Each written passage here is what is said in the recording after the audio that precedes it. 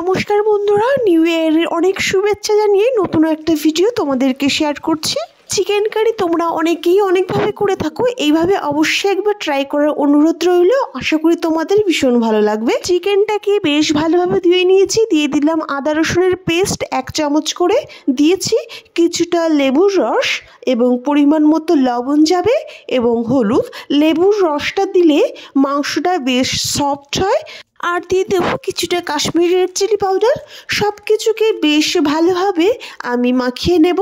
চামচ দিয়ে আমি মশলাটাকে বেশ মাখানোর চেষ্টা করলাম, কিন্তু হাত দিয়ে বেশ ভালোভাবে মাখানো যাবে। তো হাত দিয়ে বেশ ভালোভাবে মাখিয়ে নিয়েছি একটু টাইম ধরে। এবার ম্যারিনেট করে রেখে দিয়েছি কিছু সময়ের জন্য। অন্য সাইডে 2 পিস আলুকে আমি কেটে নিয়েছিলাম মিডিয়াম সাইজ করে। এবার তেল বসিয়ে দিয়েছি, তেলটা বেশ গরম হয়ে গেলে আলুগুলো দিয়ে দিলাম এবং লবণ হলুদ দিয়ে বেশ লাল লাল করে দেখতে পাচ্ছ আমি ভেজে নিয়েছি।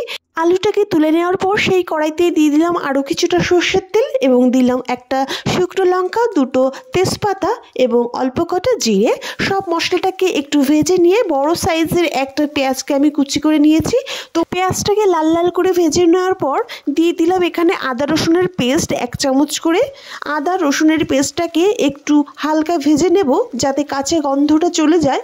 একটু নেড়েচেড়ে হালকা ভেজে নিলাম। এবার দিয়ে দিলাম পরিমাণ মতো লঙ্কা। এইখানে শুকনো লঙ্কা এবং কাঁচা লঙ্কা দুটোই অ্যাড করা আছে, তোমাদের পরিমাপ অনুযায়ী লঙ্কাটা দেবে। এদিকে মশলাটা কষানো হতে থাকুক। অন্য সাইডে একটা গুঁড়ো মশলার পেস্ট আমি তৈরি করে নেব।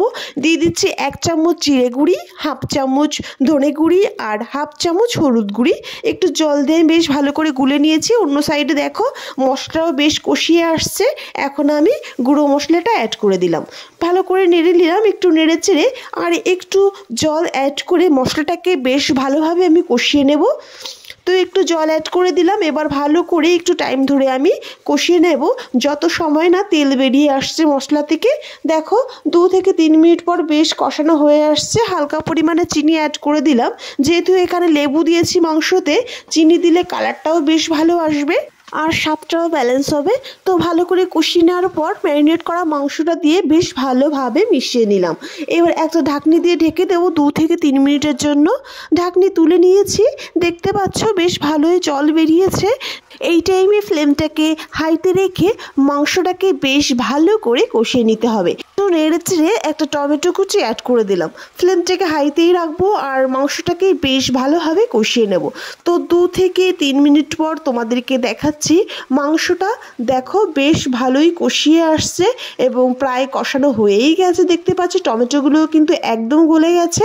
কালারটাও দেখতে পাচ্ছ অনেকটা চেঞ্জ হয়ে আসছে। কষানোর সময় কিন্তু আমি একটু সরষের তেল অ্যাড করেছিলাম, যেহেতু তেলের পরিমাণ মাংসে একটু কমই ছিল। তোমরা তেলটা বুঝে দেবে, যদি মাংসে তেল থাকে তাহলে তেলের পরিমাণটা কমই লাগে।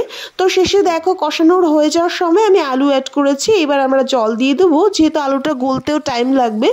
তো দিয়ে দিচ্ছি পরিমাপ মতো জল। তোমরা যেমন ঝোল চাইছো সেই হিসাবেই জলটা দেবে। জলটা দেওয়ার পর হাই ফ্লেমে আমি ফুটিয়ে নেব 3 থেকে 4 মিনিট ধরে। ঢাকা দেওয়ার আর প্রয়োজন নেই, মাংসটা কিন্তু একদমই গলে গেছে, ভীষণই সফট হয়। 3 থেকে 4 মিনিট পর আমি তোমাদেরকে দেখাচ্ছি।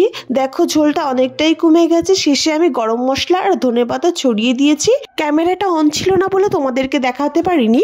তো সব কিছুকে বেশ ভালো করে মিশিয়ে নিলাম। এইবার আমরা সার্ভ করতে পারি।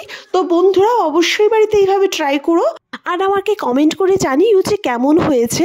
তো বন্ধুরা ভিডিওটি ভালো লাগলে প্লিজ একটা সাবস্ক্রাইব করে দিও, আমার পাশে থেকো তোমরা। তো আজকের ভিডিওটা এই পর্যন্তই।